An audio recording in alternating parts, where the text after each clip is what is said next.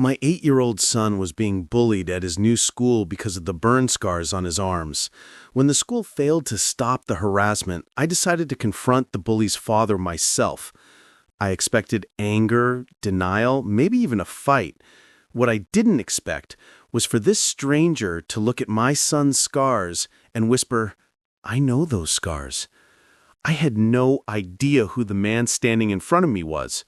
Before we begin, I'd love to know, have you ever discovered an unexpected connection with someone that changed your perspective completely?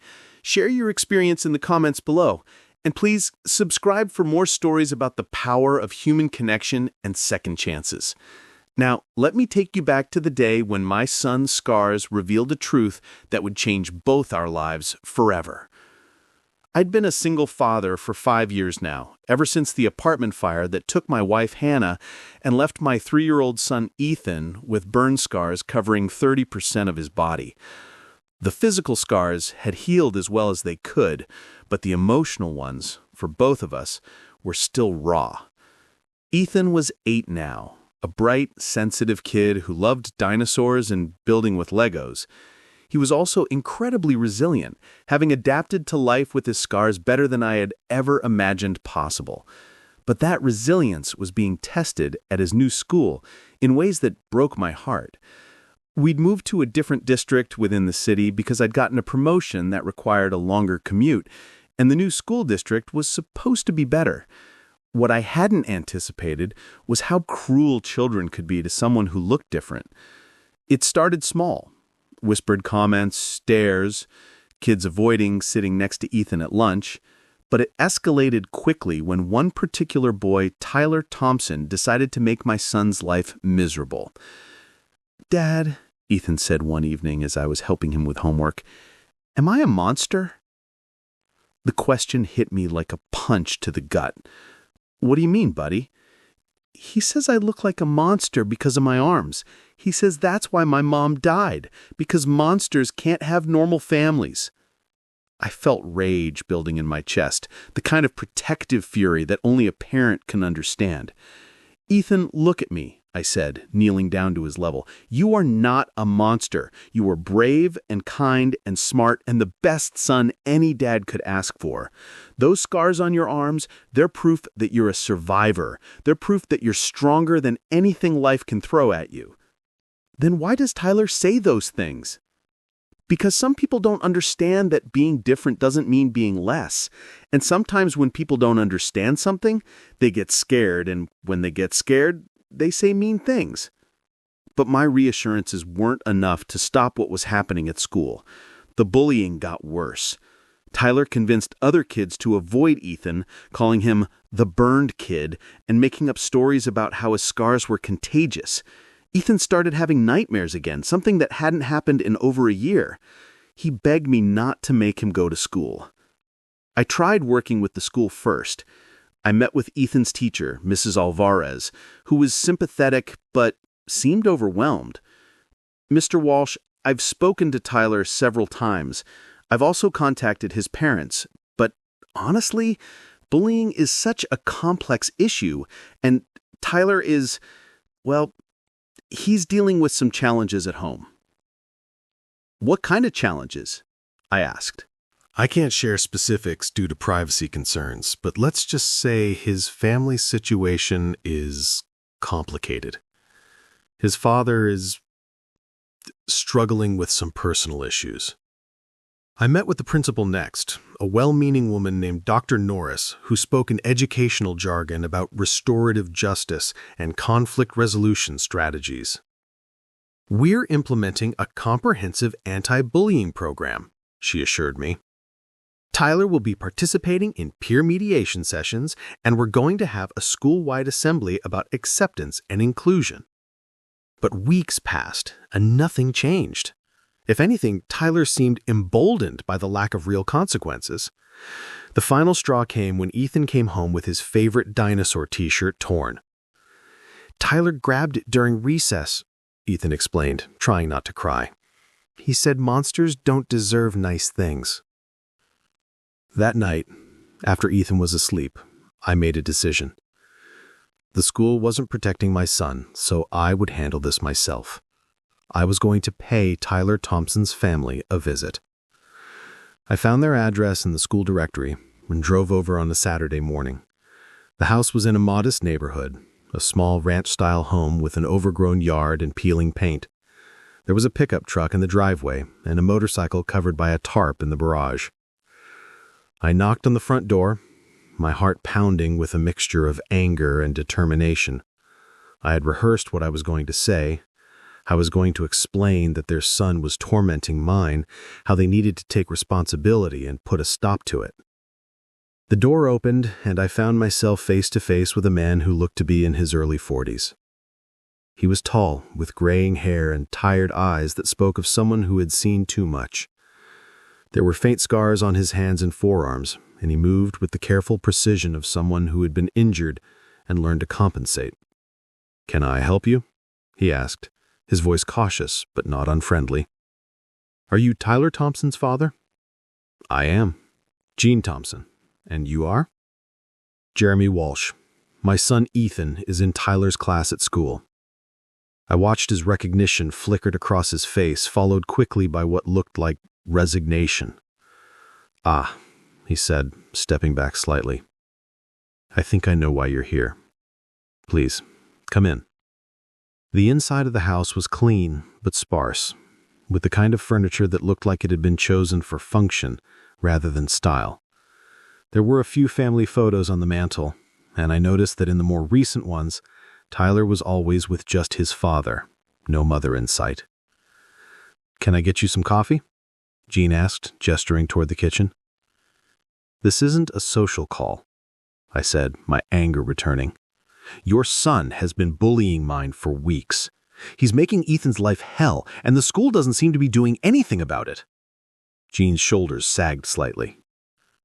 "I know," he said quietly. "I've been trying to work with Tyler on his behavior, but he's been angry lately. We've both been going through a rough patch." "A rough patch doesn't give him the right to torment other children," I said, my voice rising. "Do you know what he's been saying to my son? He calls him a monster because of his scars. He tells him that's why his mother died." Gene's face went pale. "What he said?" "You heard me. Your son is psychologically torturing an 8-year-old boy because he looks different." "Mr. Walsh, I am so sorry. I had no idea Tyler was saying things like that. I knew there had been some incidents at school, but the teacher just said he was being unkind to another student. She didn't tell me he was—" Gene ran his hair through his hair.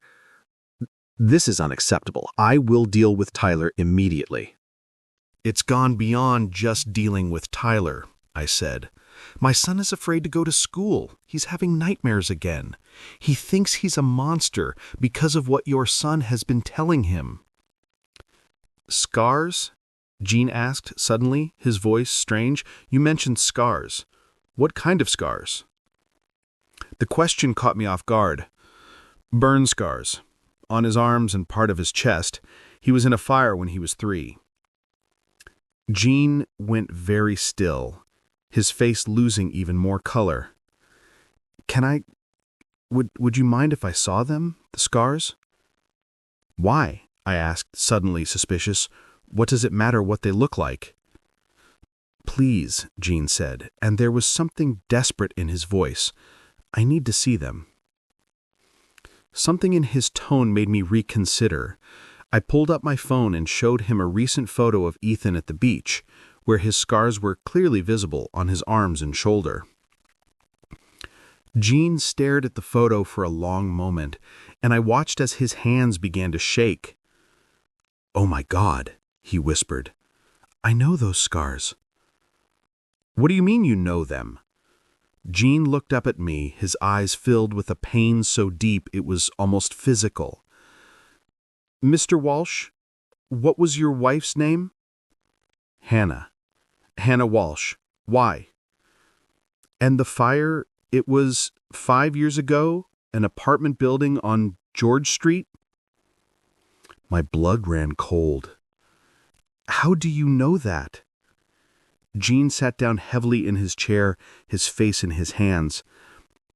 "Because I was there," he said, his voice barely audible.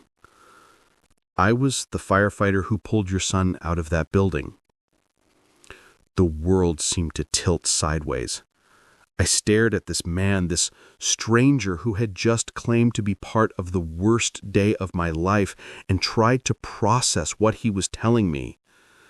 "That's impossible," I said. "The firefighter who saved Ethan, his name was Thompson?" "Eugene Thompson is my full name," Jean said quietly.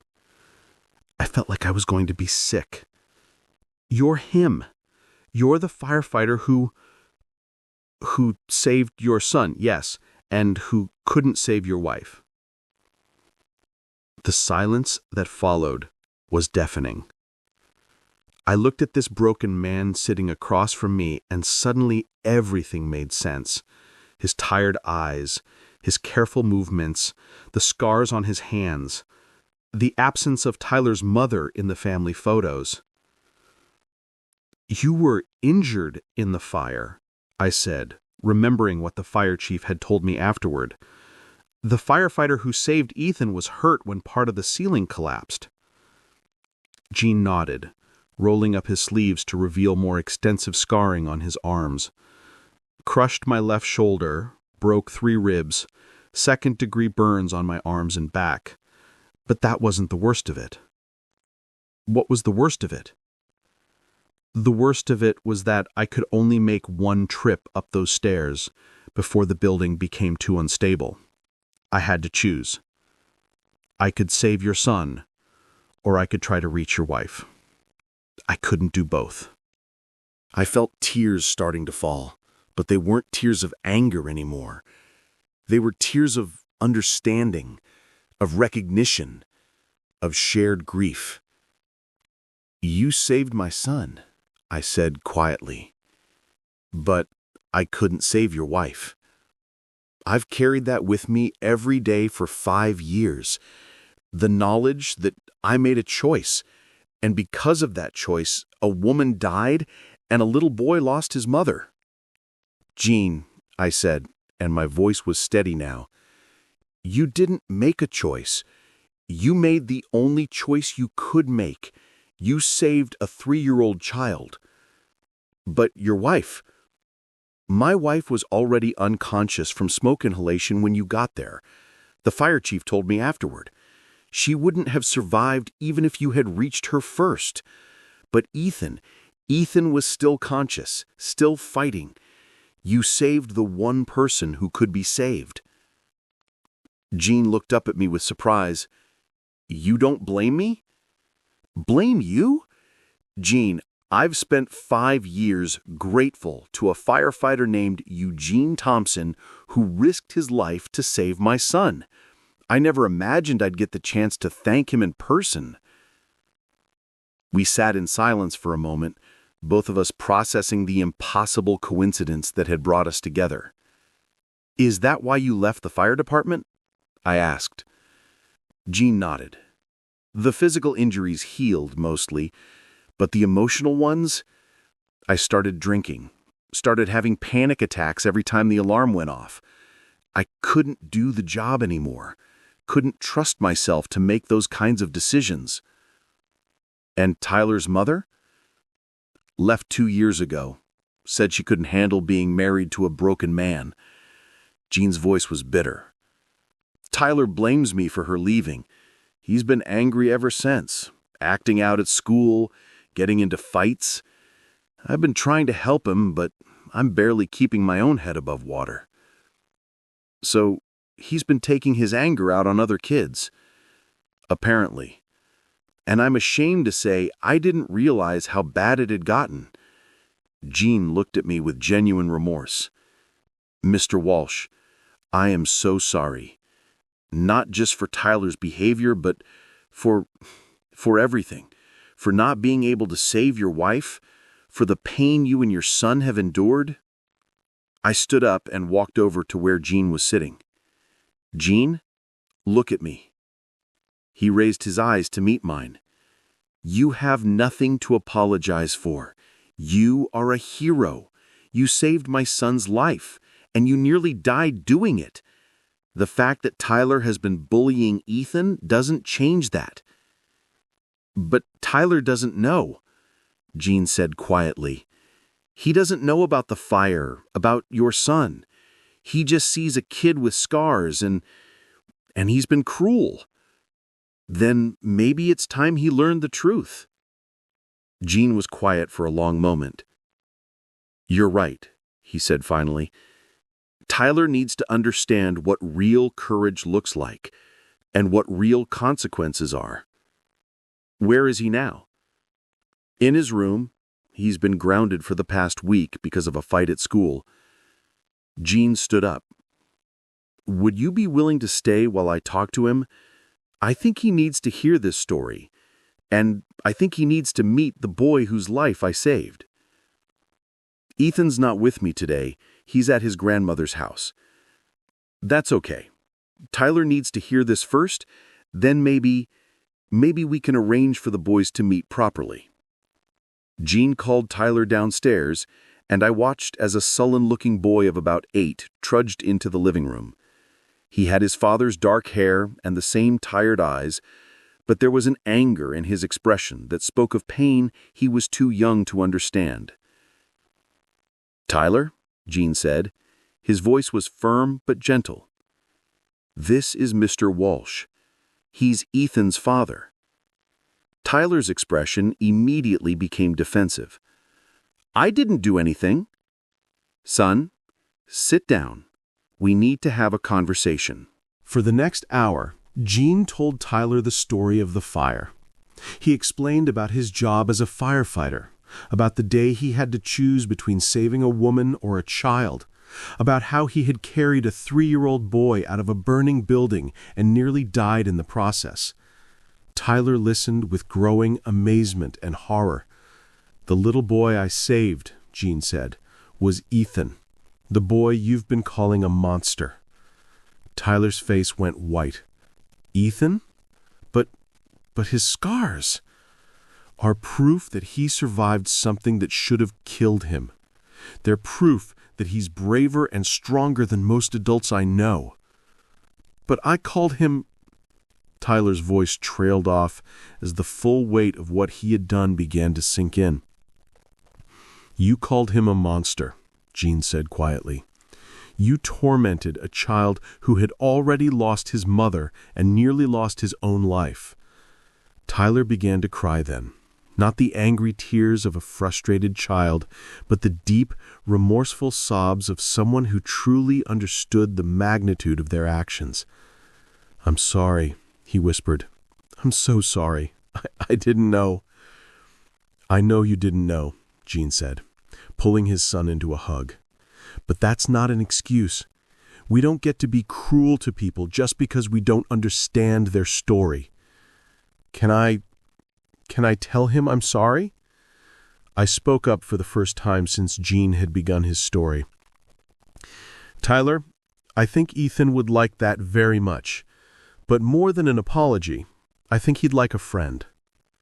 A friend? Someone who sees him for who he really is, a brave, kind, smart boy who happens to have some scars. Tyler nodded eagerly. I want to be his friend. I want to make up for what I did.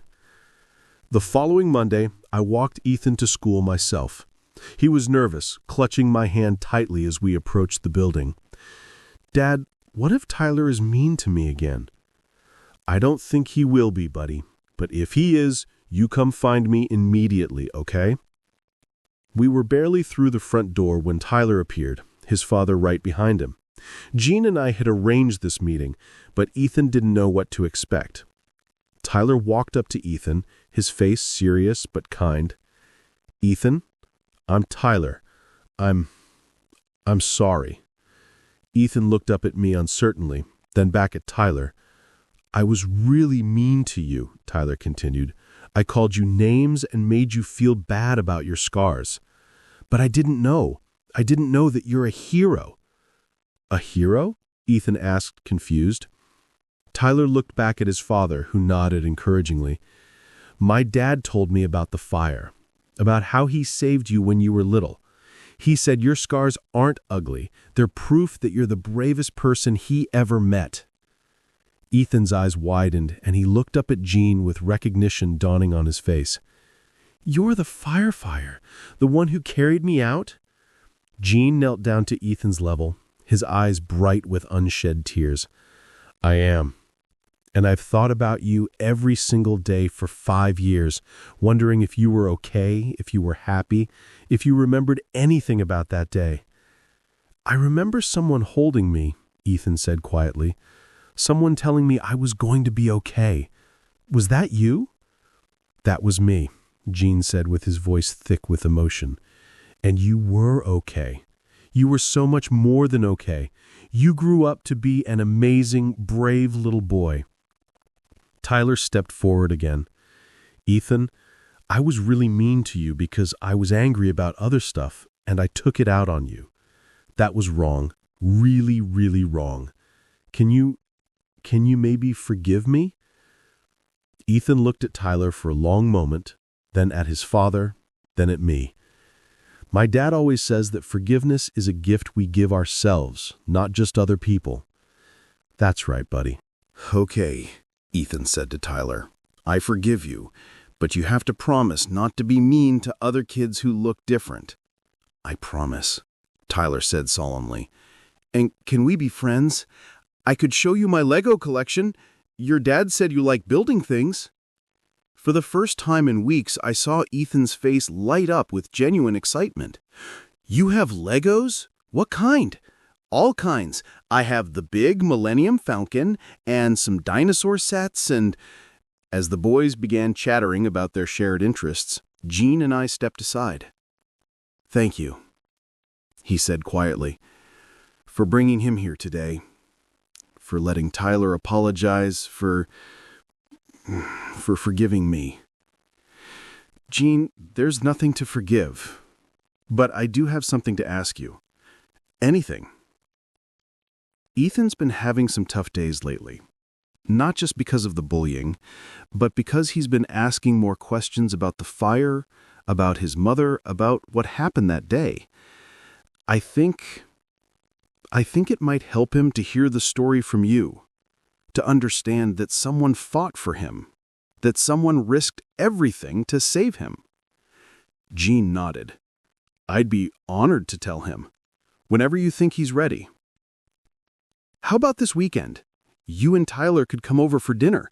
Ethan could show Tyler his dinosaur collection, and maybe afterward you could tell him about that day.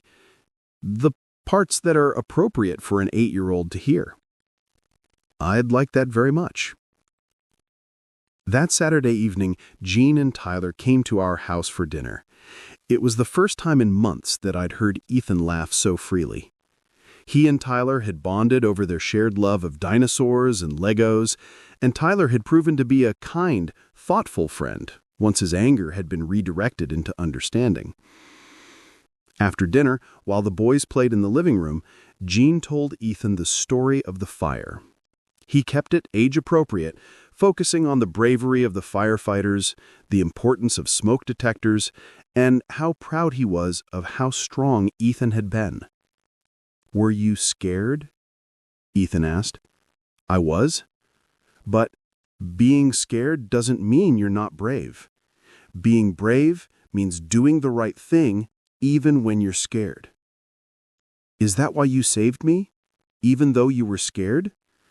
I saved you because that's what firefighters do. We protect people. And you, Ethan, were worth protecting. Ethan was quiet for a moment, then he rolled up his sleeves and showed Jean his scars.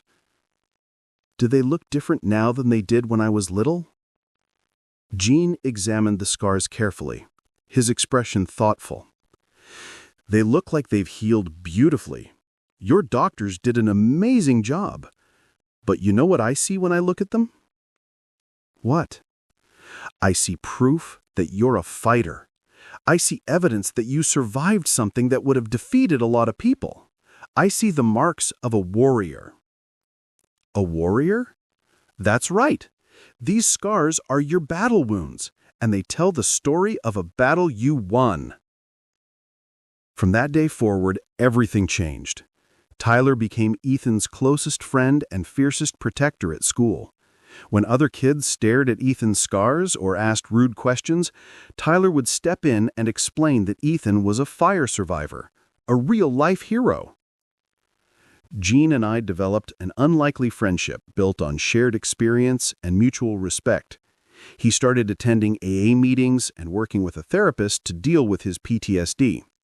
I helped him navigate the process of getting back on his feet, and he helped me understand that it was okay to let other people into our lives, that Ethan and I didn't have to face the world alone. 6 months later, Gene had been sober for 4 months and was working as a fire safety instructor, teaching children about fire prevention and safety. Tyler had transformed from an angry, acting-out child into a confident, empathetic boy who stood up for other kids who were being bullied. "You know what's funny?" Gene said one evening as we watched the boys playing in my backyard. "I spent 5 years thinking I had failed that day, thinking I hadn't done enough, hadn't saved enough.